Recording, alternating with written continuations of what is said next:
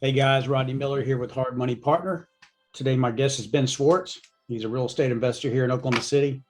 Met Ben a couple weeks ago. Ed Zinman had a multifamily learn apartment investing class, and I got up there and spoke a little bit. And then Ben reached out to me after the fact, and uh, wanted some to know some good books on multifamily investing. And I loaned him some of my books and told him to get back to me when he had questions. And he had questions, so I thought, hey, let's just take this and let's go over the questions so we can do this one time and give it to other people and let them use it. So Ben, how you doing?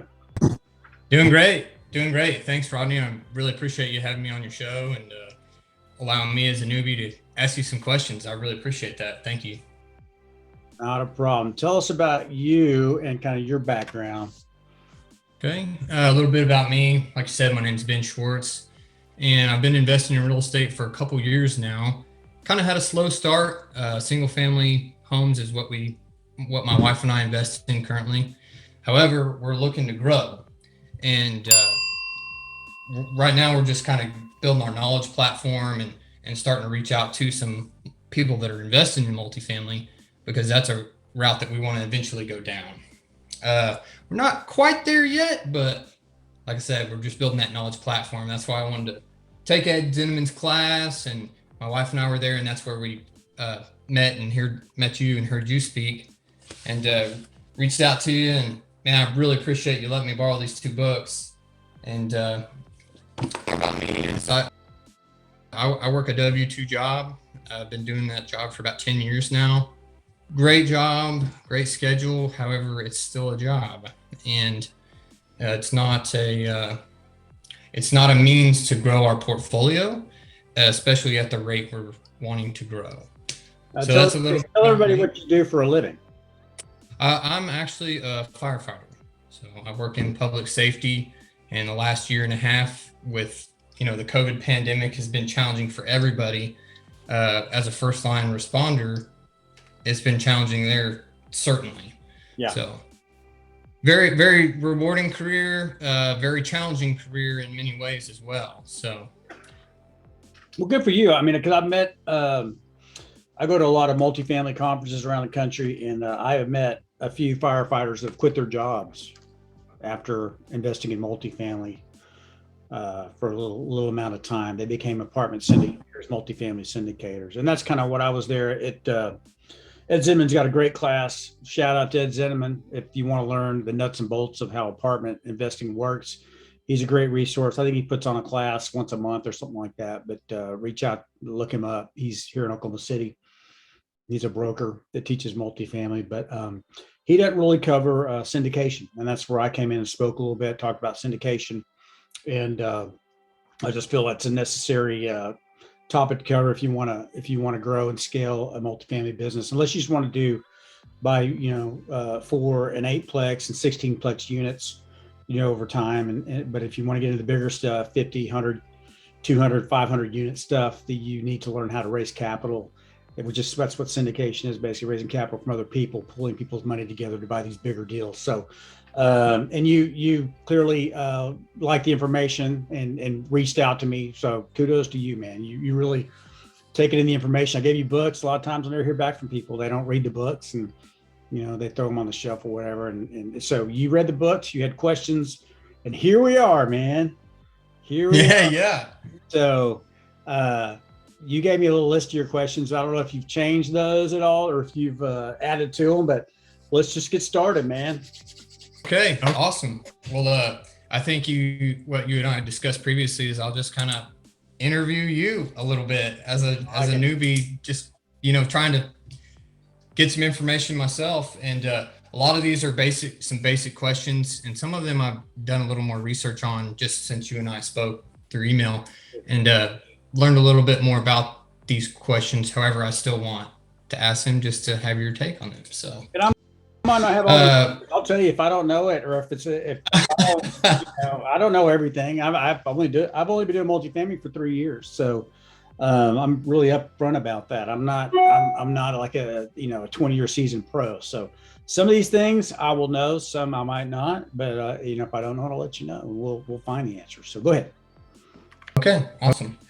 First question for me, and I just like to always ask everybody, what is your why for investing in real estate, and specifically, what's your why from jumping from your single family background to jumping into syndication?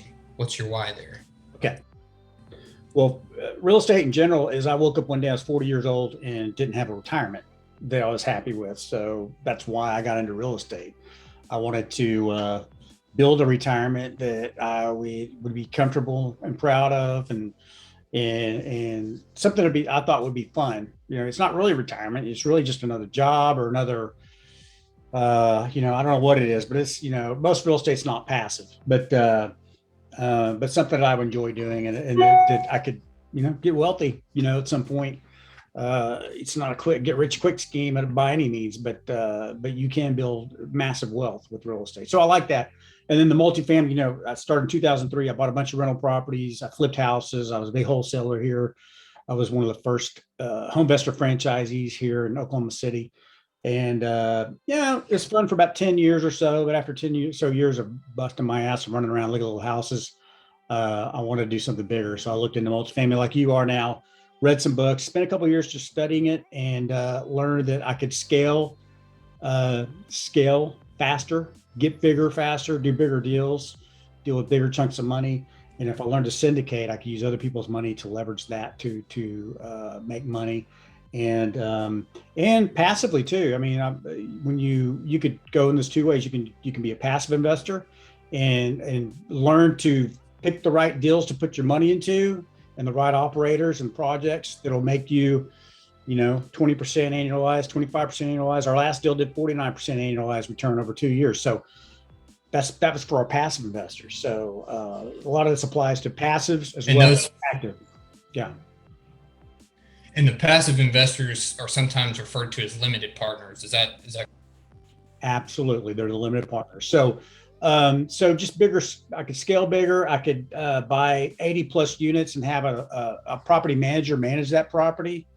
So I didn't have to go there. And there's somebody on site that we could pay a full-time maintenance guy, a full-time office person, and maybe an assistant, and they run the property. Man, it's a small business. It's not really a piece of real estate. It's a business. We call them apartment businesses because that's what it is. Yeah. You're buying businesses and you're setting them up to run themselves, and you're watching the numbers, and scalability is massive in this business.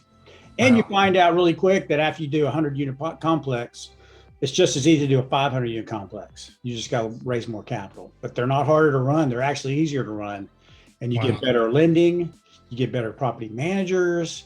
Everything gets easier the bigger you get. So that's the cool thing about this business. Wow, that's awesome. That's a great why as well. And the next question I got is, okay, you begin a deal and you raise some capital to fund the acquisition. To getting to that point, you have due diligence period yourself. Prior to getting the property under contract, you're looking for emerging markets.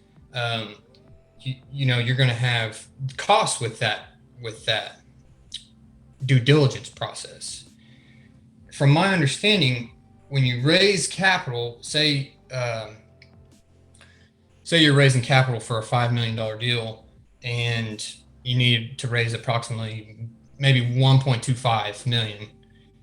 That's your capital for acquisition. But the due diligence period there, where do you get the funds? How do you find the funds to go through that due diligence period prior to breaking that account, or breaking the capital stack, as I believe I've heard you call it? Yeah, so that's a great question. Let me think. So, and that's almost our first deal was almost exactly fell into that category. Except it was $4 million purchase, $1.2 million raise. So you were close. And so basically, you've got the debt, and so there's the debt, and it's usually going to be 75, 80% of the money coming to the deal. And then you've got to raise the down payment, all the cost, and sometimes 100% of the CapEx budget, which is the repair budget, the money you're gonna put in the property, or sometimes you can finance part of that. So you got to bring some of that money. You got to raise some of that money. But when you're doing these deals, you as the general partner are getting rewarded not only for finding the deal, and so there's a general partner, the guys that run the show, and there's a limited partners, the guys that give you the money. It's kind of like a bus. I talked about this. General partner, if there's a bus, the general partners are driving the bus, limited partners in the back of the bus. General partners get to decide where to go, where to turn, when to start and stop and all that. The limited partners really don't have a lot of say in that. They give the money and then they come along for the ride and then we all make a profit. So that's kind of how I describe that. So the general partners really get compensated for a few things. Number one, finding the property. It takes a lot of time to find these properties. There's a lot of shit out there. Excuse my language, but there's a lot of crap you got to sort through to find the right properties. You look at a lot of properties, you go, you travel to go look at deals, you talk to a lot of brokers. There's just a lot of work involved in that. And then you underwrite the property, decide if you want to get it and all that. But once you decide so general partners are compensated for finding the properties, putting the deal together, raising the capital, and then managing the properties to fruition until the property sells. So that's everything the general partner brings. But they also bring risk. They take a lot of the risk. Limited partners are limited to what they have in the deal. If the deal goes sour and they have $100,000 in it, they could lose $100,000. But that's it. It stops there. The general partners are signing all the debt. It's non-recourse debt for the most part, but if something went really wrong or something, they're liable for that debt. They're liable for millions of dollars of stuff they sign on. So that's one part of risk they take. The other part of the risk that general partners take is the stuff you're talking about, the upfront money. Because before you take down a deal, you tie it up. You've got to do inspections. You've got to put a large chunk of earnest money down. Sometimes these deals are 100%. Like some of these deals, especially Dallas Fort Worth, but we're seeing it more and more around the country and here in Oklahoma. Some people it's getting so competitive that a lot of these better deals, the brokers or the sellers are demanding $100,000 earnest money up non-refundable day one. Wow. And that's fronted by the GPs before they break into the yes. account that they raised the funds for. Yeah, and this is where partnership, is having partners helps. If you got four partners, then you guys can all pony up a portion of that and then take that risk together. But I mean, I say that it's $100,000 earnest money up front before you really do your inspections, but you've already looked at the property, you've walked it, and you kind of know what you're getting, and you know if it's a good deal or not. But so you've got the due diligence fees, you're paying legal up front, your attorneys, to do the purchase sale agreements and all that. You're contracting with a syndication attorney. You're doing your inspections. That's not cheap, and then you're putting the earnest money up. This all comes from the general partners. This is risk, because if the deal doesn't go down, if something happens, we eat it, we lick our wounds, and we go on to the next one. So, and me and my partners, we didn't have deep pockets when we went into this, so it's scary. It's not an easy thing to do.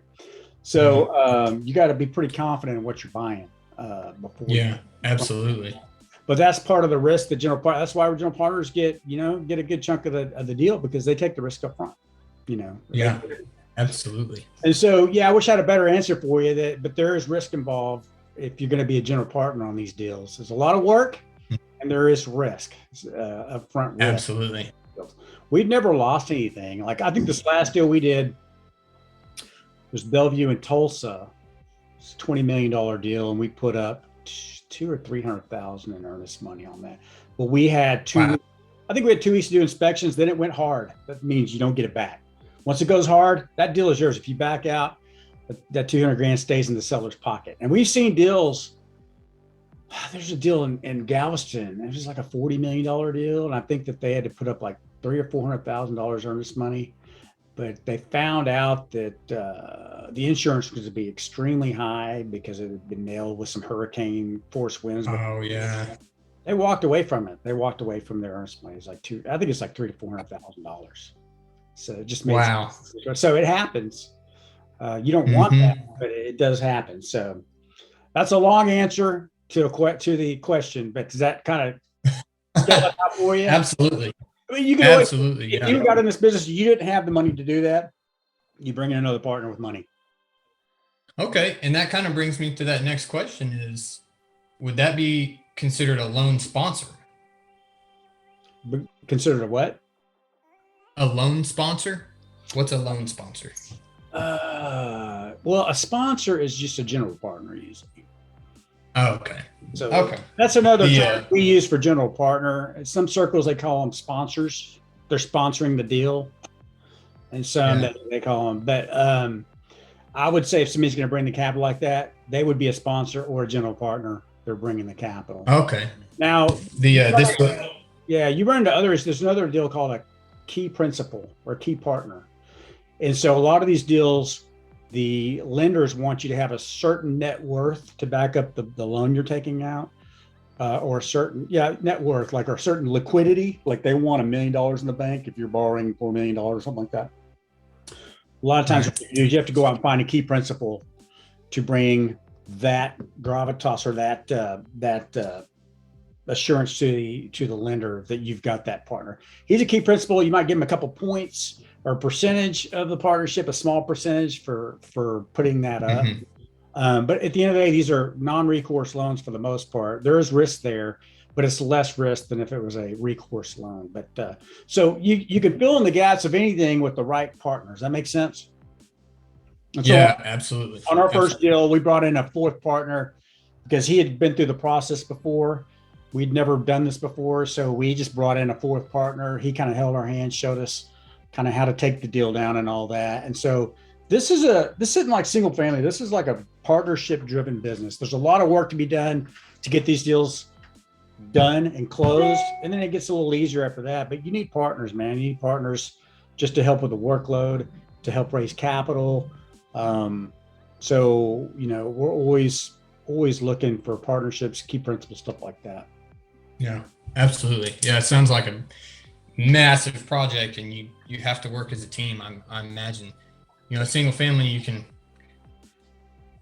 unfortunately and fortunately, you can do those deals almost by yourself with the help of, some attorneys or the closing company or your lender, whoever that is. But, so you've done through all your due diligence period. When you're raising capital, how much do you need to raise to fund your deal typically? Well, you find the deal, you figure out what your lender is going to bring to the table, and you need to know what the lender's bringing, and you need to know how much capex budget you're going to be putting in. How much you're going to need to put in to improve the property, and then how much is the lender going to bring for that. Sometimes the lender will finance some of that capex budget. Whatever's left over, you're going to be raising capital for. So every deal is different. Every deal, the lenders are different. Well, the lenders same, but the terms could be different. The amount they bring to the table could be different. The capex budget could be different, and the amount that the lender brings for the capex could be different. So, 30%, like you put it, I think you said something about 30% is probably good, rough. The lender brings 70%, you're going to want to bring in 30%. That might be a good rough estimation in general. But right. Yeah, just because every deal is different, Yeah. Okay. When you're doing your due diligence in an emergency market, I'm sorry, not emergency market. You can see where my first responder brain comes from. In an emerging market, who do you have on your team that is analyzing the data, pulling reports, stuff like that? Is that subscription-based stuff such as like CoStar or the Census Bureau, or maybe like some U-Haul data reports showing, where one-way people are driving and, leaving the U-Haul there, they're not driving back, or like a local economist? Who do you bring onto your team that helps comb through that data? Well, we found a partner. So the first two partners is me and Mike Van, and we're both, we're not, numbers nerds by any means.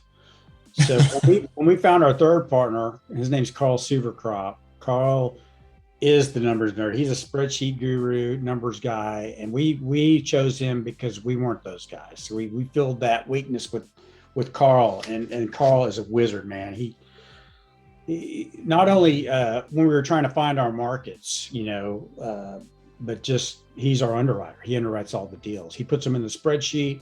He figures out how much debt we're going to bring, how much capital we need to raise. He's really good at that. He's super good at it. But when we originally a few years ago, when we were trying to figure out which markets we wanted to be in, we went through that whole process, and it's covered pretty good in some of these books and stuff. And I honestly, I can't remember all of it, but yeah, you just want cities where the rent's going up and where the population is growing, and we wound up in Tulsa on our first deal, and Tulsa just gets better and better for us. I mean, I don't think we ever looked at U-Haul stuff, but we looked at, trends and growth rates for cities and populations. You also don't want anything that's heavily reliant on any one or two industries. You want a good general, you don't want something that's got a huge, like a huge manufacturing plant, and that's like the base of the economy there. And if they go away or go broke, it's going to have a big sucking sound. People aren't going to be able to make a living there. And so you want a good, diverse, economic base. Like Oklahoma City, we got the hospital systems, we got the major colleges here, we got some tech, we got oil and gas. I mean, we got a pretty good, and Tulsa's about the same way. So you want that. So, I mean, you might find a deal like in Lawton. You can go to Lawton and you can probably get some good deals, but when there's a deployment or something, at the base there, people just pack up and leave, and rent stops. So yeah, I watch stuff like that. So it's not just the growing population. You got to see, the economic base and what's going on there. And that's kind of what we looked at when we were looking at stuff. But right now, man, I mean, South and Southeast, it's just good. Everybody's leaving the East and West Coast, and they're all moving here. So right now is just like the golden age of our area right now. People are flooding here, and rents are going up because I mean, Dallas-Fort Worth is going crazy. Nashville is going crazy. People just want out of those areas. So and good rent laws. You want to make super expensive to live. Yeah, and you want to make sure that the landlord laws are good. Like in California, what does it take, like a year to kick somebody out of your apartment, building. So fortunately for us here, we got very, very good landlord laws. So does that kind of answer your question? Yeah, absolutely. Thank you for that. What is let me add something to that. Another thing is, when you pick an area and you like the area, you do well there.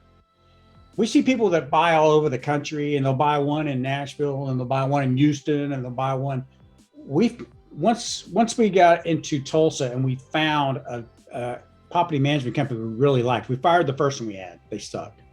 Then we put another one in there, and they were really good, man. And we gel. We understand them. They understand us. They've done everything that we've asked them to do, and it's been perfect. So we want to keep building on that. We've got good management, partnership, and why would we go start fresh somewhere else where we don't know the management? We can just focus on. Now we're bringing them to Oklahoma City. We're buying 700 units in Tulsa.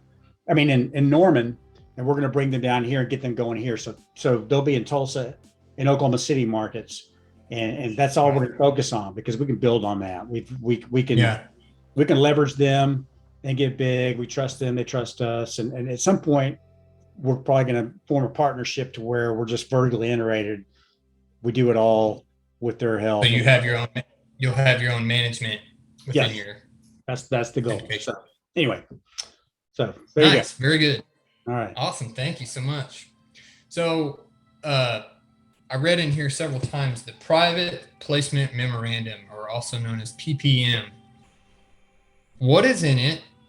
When is it, and when is it used? What kind of, can you explain that document to me a little bit better? private placement memorandum. So when you do a capital raise and you're pulling a bunch of people's money together, you've got to do it's kind of a securities deal. You've got to do it according to the securities laws. And we usually raise through a 506 B or C, 506 Reg D, B or C. One is for accredited investors only, and one you can accept accredited investors and sophisticated investors. We like that. The private placement right now, it's basically, and it's what you do is you hire a securities attorney. He puts all this together for you. He charges 20 grand, Okay, like that, $20,000. Well, another thing you're out of pocket on, on these deals. But part of his the packet is the private placement memorandum, and that's the packet that explains the deal. Here's what we're buying. Here's our plan. Here's what we're going to do with it. Here's the financials, where it's at now. Here's where we think we can take it. And most importantly, here's your risk. You could lose everything, that's not guaranteed. And it explains all the risks to the potential investor. And that's basically, in a nutshell, what a private placement memorandum is. Something to hand to a potential investor. They can look through it and get all the details and decide if they want to write the check or not. That makes sense? okay. So very, very, very important document there. Oh yeah. It's you gotta have it. Yeah. And it's got to be accurate. Okay. So does that have future-based pro forma stuff that you've done in your due diligence? I'm assuming that is included in that PPM. I believe that's included in the PPM. Yes. Yeah. Okay. Yeah, because we're trying to tell them, here's our plan for the property, and here's what you can expect if things go well. Not guaranteed, but here's what we think. Right. Here's what we think is going to happen. So Yeah. it is a pro forma. But we try to be conservative on those. You really want to be conservative because if you want to build an investor base, you want to under promise and over deliver. Does that make sense? So just to Absolutely. our first deal, I think we were estimating a 20% annualized return over 5 years. Well, we sold it. Things moved faster. We sold it in 2.5 years and gave them a 49% annualized return. So it was a double your money. You get 100 grand, you get 200 back in 2.5 years. Can't do that every time, but our initial PPM and our pitch to the investors was, hey, double your money in about a 5-year period of time. But we were able to do that and have, that kind of brings me into when you're finding LPs, limited partners, to bring into your deal to fund it. So you've got accredited investors, which have specifics to them, sophisticated investors, which are not as hard line as an accredited investor, and then suitable investors. How do you vet these different individuals and qualify them if you want to bring them into your project? How do you do that? Well, the credit is easy. You got to have $1 million net worth, or you have to have $200,000 in annual income or something. So that's easy to show us your pay stub, show us bank statements. So that's real simple. Sophisticated investors, a little bit different. Are you sophisticated? And I can't remember what the rules are on that, but they have to have some level of experience in investing. I think real estate's really important. So if you've got a bunch of rental properties, you're sophisticated. If you, if you've done this before, you're sophisticated. You've done a syndication before, or you participated in one. So those are a little more difficult, and it's really kind of up to our judgment as to whether we let you in or not. If you're sophisticated enough, yeah, right. So we hired a third-party company to do that one time. It's kind of a pain in the ass. We just do it ourselves. But now we have so many of the same investors recycling coming to our deals. We already know. We've already vetted a lot of those guys. So so you're able to just use them again for when you're raising capital. They trust you. They know you. They are vetted by you, and they've done a deal with you already. So they're easy to. They not easy, but they want to reinvest into you guys. Absolutely. So, okay. So to find out if you're qualifying them, you can just qualify them by their financials, basically. as well as the deals that they've done in the past and what they've invested in. Okay. All right. Okay. Well, while we're talking about that, I got a question I didn't send you previously, but in order to start your own syndication as a general partner. So if I want to start my own syndication, am I weighted higher as a general partner if I'm already an accredited investor, or if I was just, for example, a sophisticated investor, however the other GPs may have a higher net worth or more liquidity, would we just have higher weight? That's what I mean. Higher credibility. Weight by who? I guess the limited partners. Are they gonna I don't view you as? Oh yeah. I don't know, man. I mean, everybody's got to start with their first deal, right? But I would totally suggest if you're new, that you leverage with somebody that's done a few deals, or that's definitely going to. I mean, just imagine if I came to you and said, "Hey, man, I've never done this before, but I got a really good deal, and will you give me $100,000, to invest in this deal, because I've never done this before, but I've got a good feeling about it. And I'm just going to do it, man. Go for it." What would you be like? I don't know, but look, I got Joe here has done 5 of these deals, and here's what he's done, and he's killing it. So he knows exactly how we're going to do this. Then you'd be like, oh, okay, well, you got Joe now. So leverage partnerships, man. Leverage people. It's kind of what you learn in this business. Absolutely. I think when we did it, I had a lot of real estate experience in single family. My partners both had done single family, and one of my partners had owned a 50 unit. So we had a little bit of that, but we still wanted to bring in somebody that had done some bigger syndicated deals. So absolutely. Yeah, absolutely. So with syndication, this kind of brings me into my last question here. It's looking like in these couple books I've read again, it looks like typically once you raise the cap, you find the deal, raise the capital, get it performing better, whatever that looks like, and then you go to either sell the property or refinance out the deal. Always is an absolute.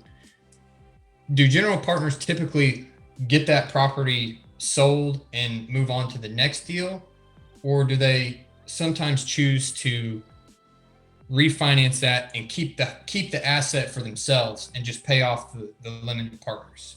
Because it seems like the research I've done, everyone just sells it and moves on to the next deal. But I'm just trying to understand if there's like, once you get it performing, you sell it off, and that's like the peak that the property is going to perform. Yeah. So good question. So there's 2 ways to exit a property, or 2 ways to profit on these deals. And the first way is to, like you said, sell the property. Easy. Build it up. We get the net operating income, certain level, throw it back out for sale, try to make a couple of billion bucks on it. Everybody splits it up, and we go on to the next deal. The other one is financing. Financing is a cool deal because you can get the NOI up, and instead of selling it, you can pull a bunch of money out tax free, because it's a loan, right? It's not really it's not profit, so you don't pay taxes. Mm-hmm. You can give that back to the limited partners.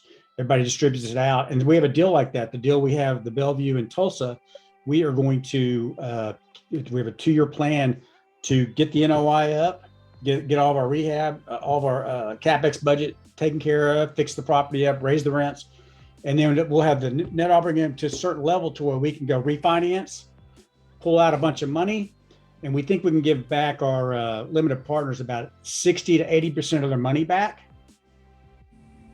within 2.5 years, but they stay in the deal and the returns don't change. So now they got almost all their money back, or a big chunk of it, and the returns. Right. So the returns, your return on capital skyrockets because you got a lot less money in the deal, but you're still getting you're still getting the same payday. So we've never done a deal where we try to take out the limited partners. We deal with some pretty sophisticated partners. I don't know if we'd ever do that or not, but the people we deal with expect to stay in the deal. And so they want to ride that pony with us the whole way through. So we've never really gotten to where, hey, yeah, if we get to a certain point, we'll just take you completely out, and then we'll just, we always try to leave the guys in the deal, make it sweet for them. We just want them to be happy and keep coming back, and we don't want to, present ourselves as greedy. But I think some operators do that. Somebody have the plan, just take them out and keep it. But our plan has never been that. We've always wanted just to keep the partners with us and share in the profits. And if we hold the property, refinance, pull money out of it, we all stay in it together until Absolutely. So that answer your question? Yeah, good for everybody. Yeah, absolutely. That's good for everybody. At the end of the day, it's just, we're all partners, and we want to, our deal doesn't work if the limited partners aren't really happy, and theirs doesn't work if we don't take care of it. It's a beautiful thing that just grows and grows and grows as long as everybody does what they're supposed to do, So. Yeah. Awesome. Well, cool, man. Well, I think that's the only questions I had as of right now. I'm sure I'll come back to you again here shortly with some more. My mind's expanding for sure right now. So dude, I appreciate all your time. Those were really good questions, man. You did good, man. You picked out the good stuff, the right stuff, and I'm always here if you want to ask me more. But I think this is good. We're probably about to run out of time because we're probably right around 40 minutes. But how do people get a hold of you if they want to talk to you about real estate in general? Probably the best way to reach out to me is go to my Facebook. It's going to be Benjamin Schwarz. That's SCHWARZ. Just reach out to me there on Facebook and send me a friend request or send me a private message. That's probably the best way to reach out to me right now. Great, man. Rock and roll, baby. This is Rodney, Hard Money Partner. All right. And we're out. All right. Thanks, man.